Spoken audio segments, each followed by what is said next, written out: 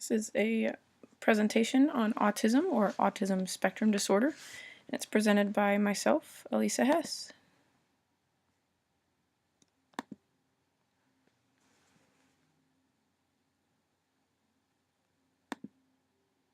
The first thing we're going to look at is just talking about what autism is. It's called a spectrum disorder because it's a general term for a group of those complex disorders of brain development. Not one child with autism is going to be the same as another child. That's why they call it a spectrum disorder. It's often associated with difficulties intellectually, difficulties in motor coordination, and attention and physical health issues as well. But you often find students with ASD excelling in things involving visual skills, music, math, and art. A little bit of the history. There's really not one cause of autism, just like there's not one type. It's hard to determine because it is such a broad spectrum. There's over 100 autism risk genes, gene changes or mutations like Fragile X syndrome or tuberous sclerosis.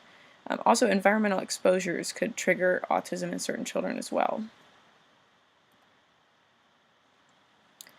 Here's a visual aid just showing the number of children with autism in the U.S. Some characteristics of students with autism.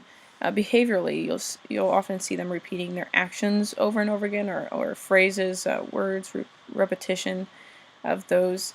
They'll have a focus on the piece rather than the whole, like if they're playing with a toy car, being infatuated with the wheel as opposed to playing with the car itself.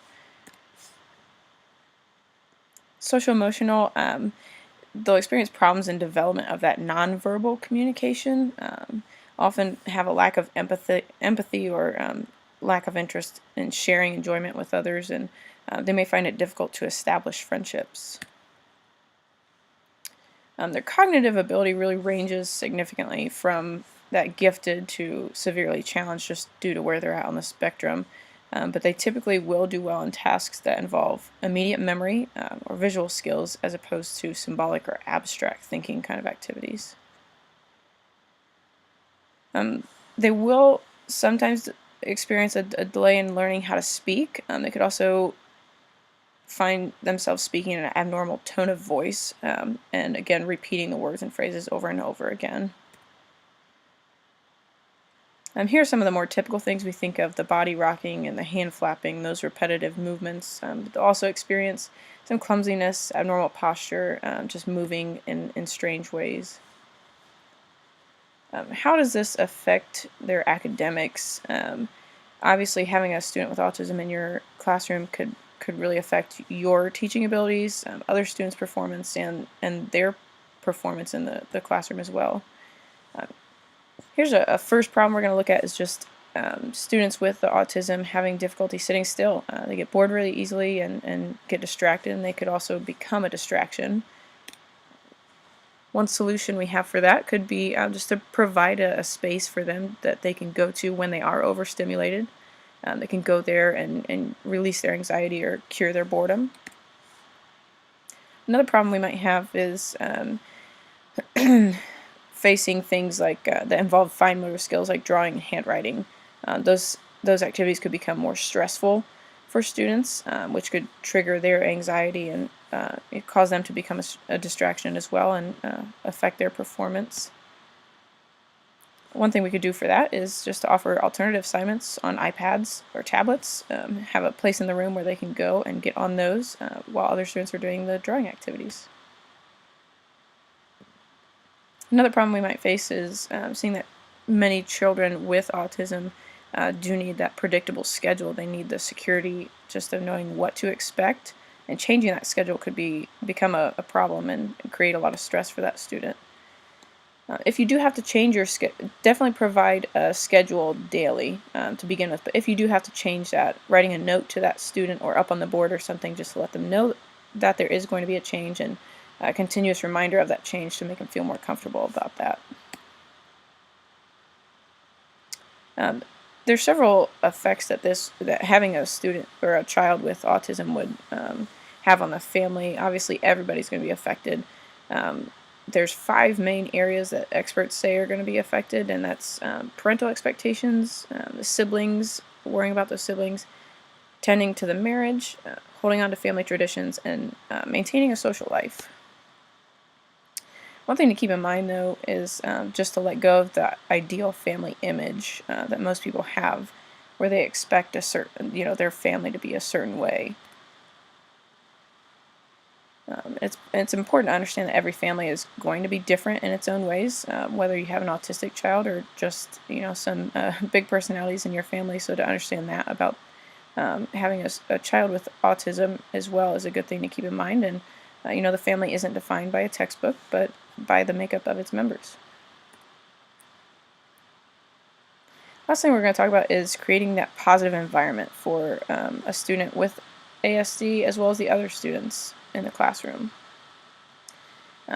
Many people with autism do find it difficult to filter out that background noise and visual information if there's too much going on. One thing we could do is eliminate non-essential visual materials like posters and signage. If there is too much, they will too much stimuli, they'll get distracted more easily. Declutter the room as much as possible, same kind of concept, just removing any unnecessary things. Block out distractions with window shades and screens. And avoid flickering and humming from fluorescent lighting. So if you've got a light out, try to get that fixed. Some ways to help other students in the classroom as well, just creating that supportive learning environment for all students in the classroom. If there is a para-educator available, that would be ideal for providing that one-on-one support for the student with autism. If they're given that one-on-one support, then that gives the teacher more freedom to circulate around the room and attend to the other students' needs as well, making sure that everyone in the room feels cared for and supported.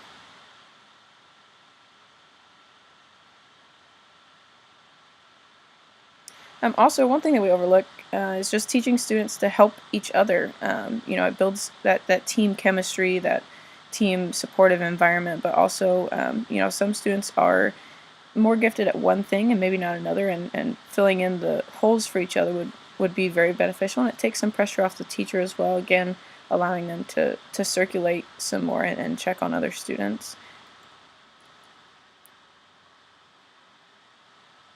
Kind of touched on this earlier, but having an area in the classroom where any student, but a student with autism especially, could go and just feel, more calm and soothed, somewhere away from where all the action's taking place, and being allowing them to be separated from the group just to kind of get their bearings and relieve that stress.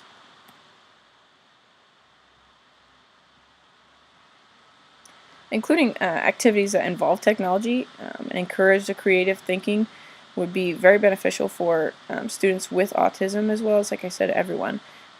Giving them the opportunity to show off their creative skills, expressing themselves, and letting them feel like they have a part in what they're doing.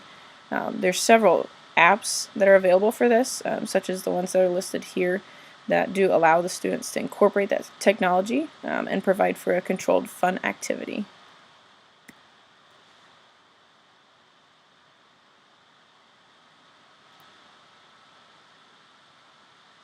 Here are my references, and thanks for watching.